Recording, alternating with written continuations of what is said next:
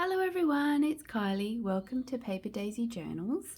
I have 4 journals that I am going to show you today, and I have named them after the Brontë Sisters, purely because there's 4 of them. There's no other correlation. So I have Emily and Elizabeth and Maria, and I will start off with showing you Emily. Now, they are the same. They were meant to be exactly the same, but they're very different. Well, they're same but different. So I've used similar laces and fabrics in the journals, but instead of doing the same page or each page the same, I've sort of got bored with that idea and decided to change it up a bit. So anyway, this journal is called Emily, and I have made the cover out of a gorgeous piece of antique wallpaper. So it has a very papery feel, and it does actually look hand painted, but it isn't. Just to keep that shabby sort of look, I did tear the edge with a ruler, and if you've ever dealt with old wallpaper, it's very tightly wound, so the struggle was real, but I got there in the end. Now, the way that I've been making these journals, I think I touched on in my other video, but I have adhered and stitched. So there's a double stitch on this side of the cover, and the cover is separate to the back, and there's a single stitch down this side of the lace. I've used an original marriage certificate from 1882 on the back with a patch of wallpaper, just to make it a bit interesting and tie the journal together. I've bound the journals with seam binding ribbon, which is scrunched, and I will explain how I've done that probably in the next journal, just to keep it interesting. On the inside, I have used an antique doily, and that has been stuck using, I think it's this art glitter glue. We can get it quite easily here in Australia, and I find that this little tip here is really great just to control where the glue actually goes, so there's no messy overflow, but it does dry clear. So that doily also creates the spine because it goes from one side of the inner cover of the journal to the other. And I've just used antique music paper for the inside. So in the middle there, I've used, I think it was 185 GSM paper, so light cardstock, just to give it some structure, but I really like a softer feel to my journals. This is a vintage paper doily, and throughout I've just used some really beautiful lace for pockets and trim for tabs, and some antique glass beads that I've hand stitched on. And that's a wallpaper tag and an original piece of ephemera. So there's quite a few original and handmade pieces throughout the journal. That's actually tea stained sari trim, and on a beautiful tea stained page. A ruffle at the bottom here, I just have an old glass, I think I'm not even going to try and pronounce the name, but it would be a connector on a piece of jewelry, and I just have that on a sari silk ruffle. Again, there's a lot of all of the ledger that I use is original antique ledger from France. Some beautiful Swiss lace. Actually, I think this might be lace from Emily's shop, Blue Linen Cottage, on Etsy. And I have used a lot of my pink kits in these 4 journals, and this is one of the tags in that kit. And all I've done is print it off, and I've stuck some vintage book grid paper to the back and just sewn around it with a sewing machine.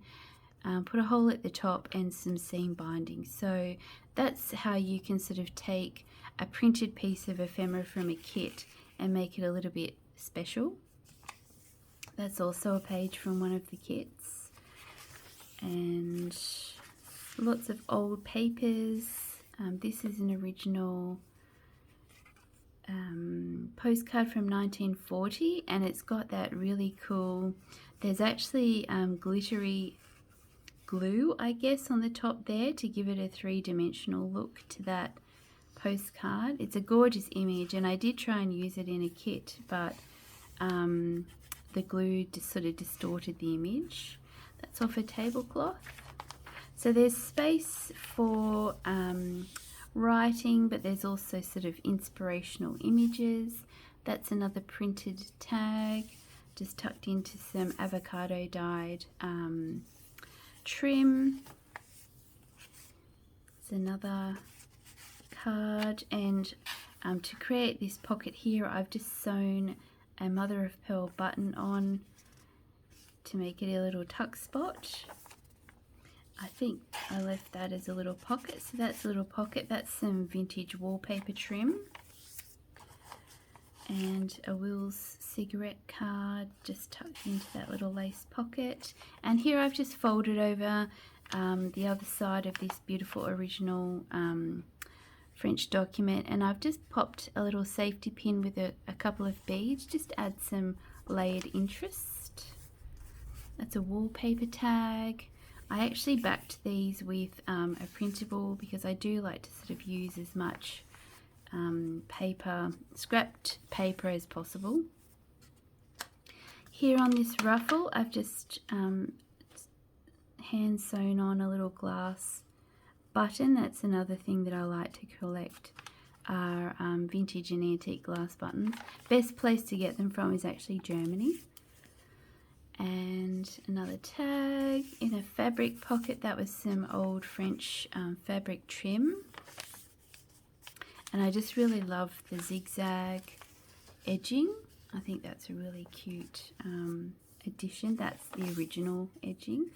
A tea stained or coffee stained envelope, just with one of the printable cards in it, and positioned so that you can sort of see the image. Here I have used an original French document again, and I've sewn some tulle lace at the top and the bottom to create a tuck spot. And these look really great with images of ladies, because it sort of looks like they're peeking through, but also really nice with floral postcards. I've used some Amity Bloom washi tape, and that's the other side of those things. Book page tag, and I've just used a little snippet from one of the French antique journals that I have. This is a really cool book. Ex Libris is, you know, the library of, so you can pop that, your name on that, and put that in the front of the journal.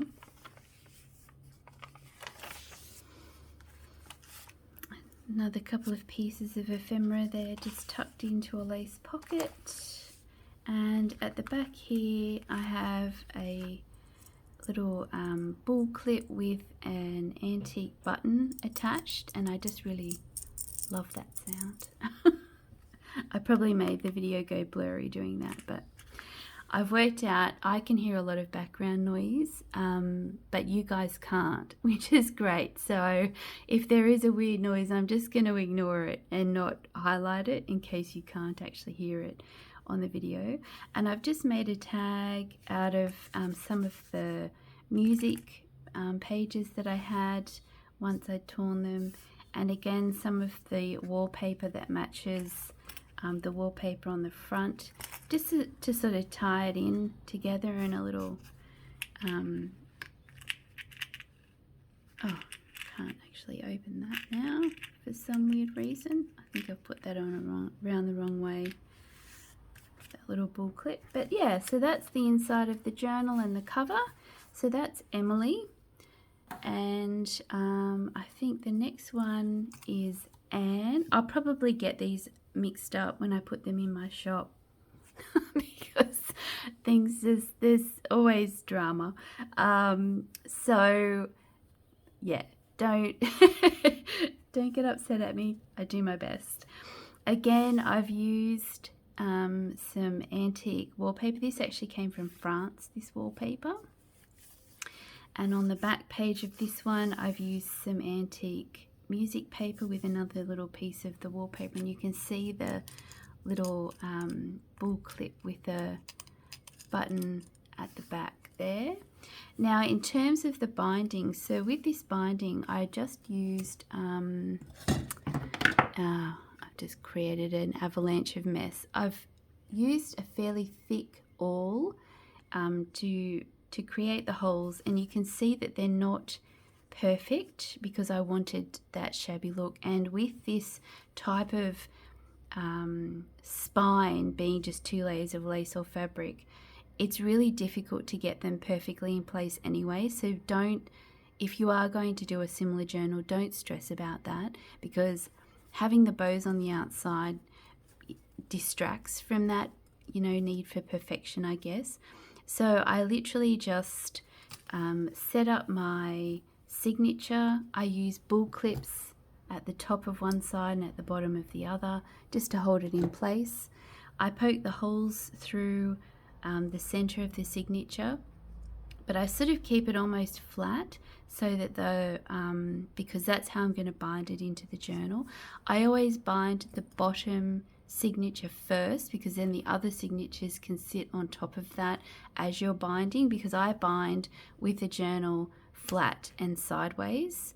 A lot of people bind with their, you know, journal up this way or that way, but I find the easiest way, and probably the laziest way, because I always find the laziest way, is to just bind it flat. So rather than starting from the inside of the signature, I've actually started from the outside, which means then when you tie off the signature, you've got your strings on the outside. So wherever you start is where your strings will end up.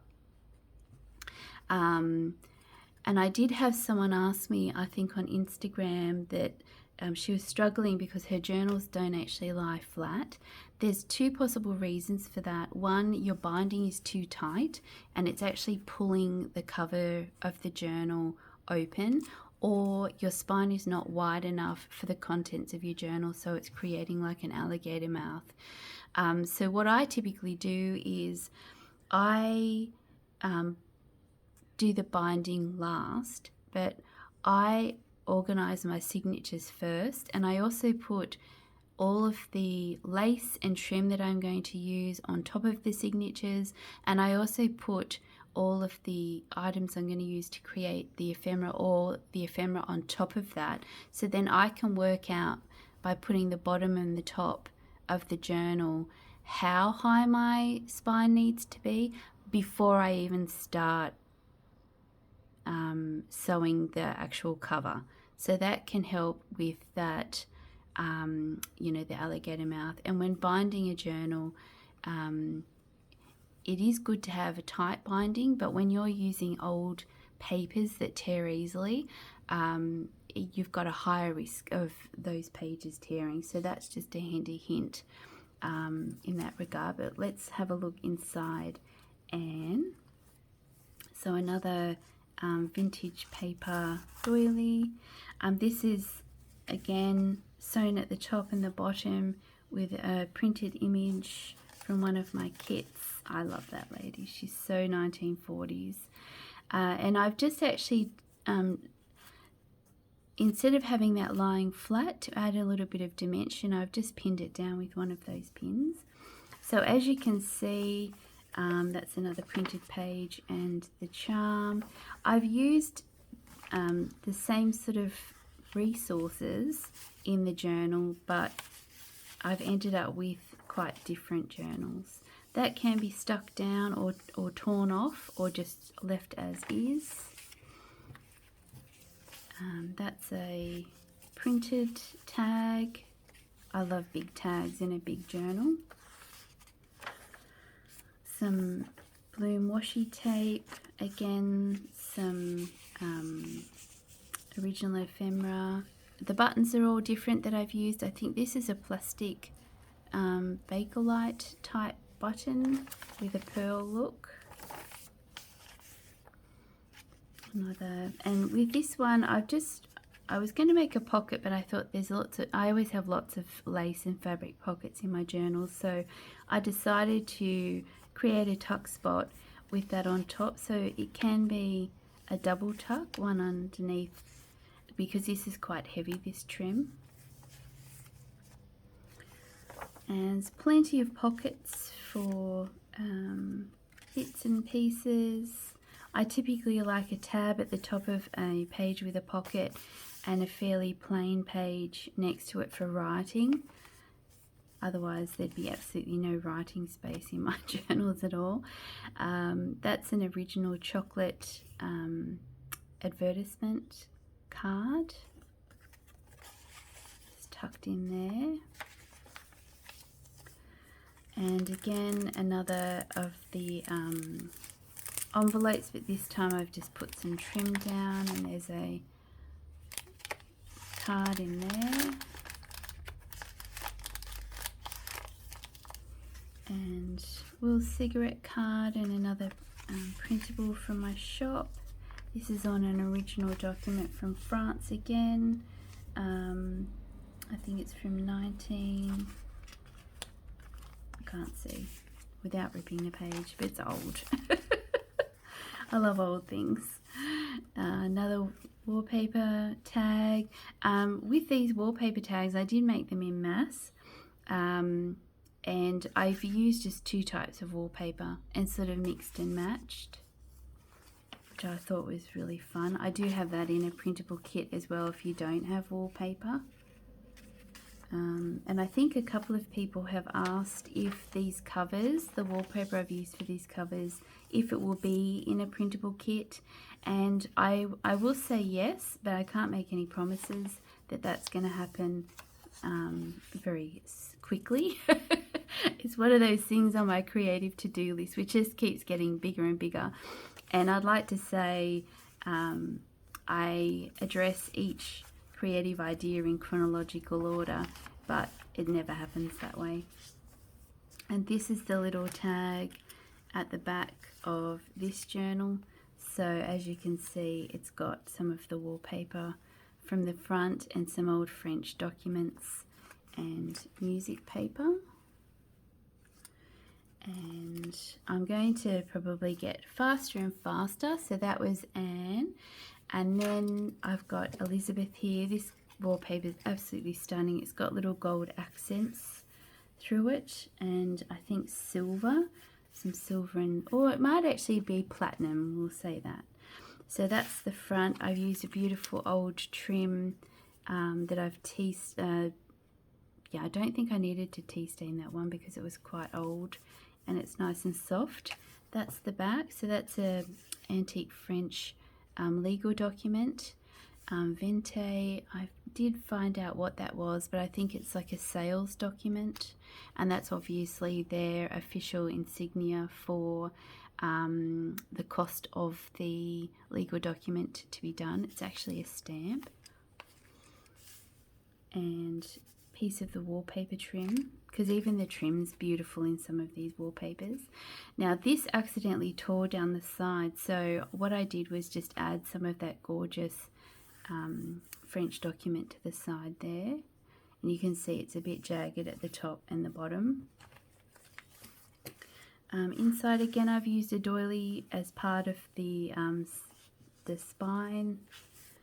Another printed tag with the button at the top and lace, lots of lace and ruffles. There's a double tuck spot there using like a hand sewn button, so a little tuck there and a tuck there. And that's the beauty of that beautiful old ledger paper, is quite thick and heavy. Another printed card, little tuck spot here as well. because this ledger was quite large, and that is meant to tuck in there, but I think it's popping out, so I may find somewhere else to put that so it doesn't come out of the journal. Nice big journaling card, book page, a little wallpaper pocket,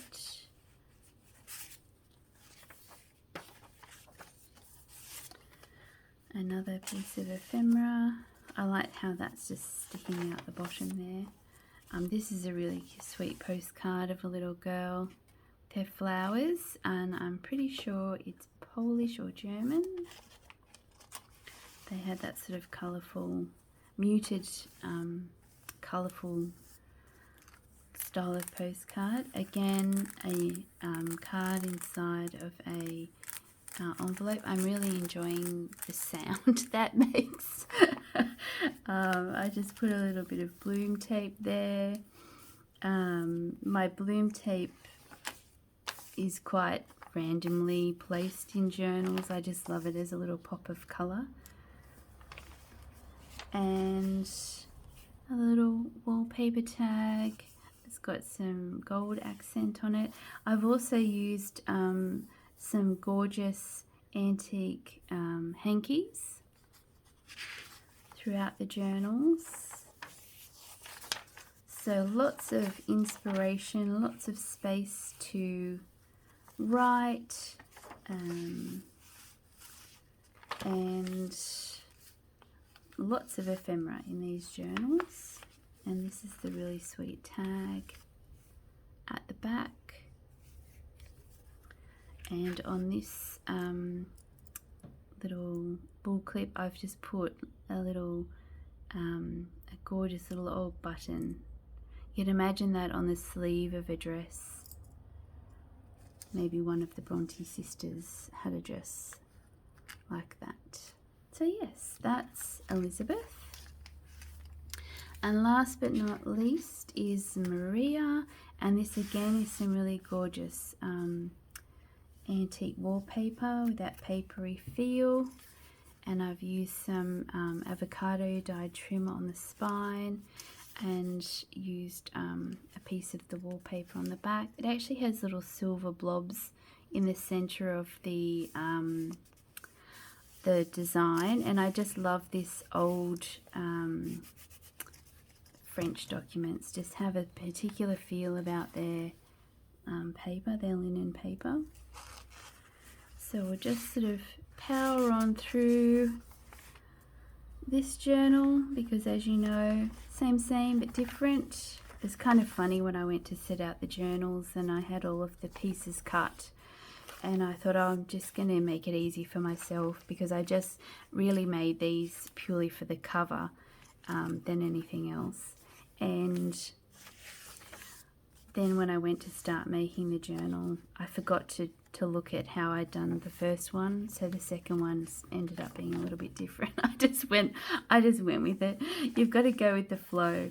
There's no point fighting that when you're creating something, and sometimes you think it's going to turn out. That's actually an old card, and it was out of one of those Victorian scrap albums. I don't have a full album, but I do have pages. I have collected some pages with Victorian scraps stuck in them.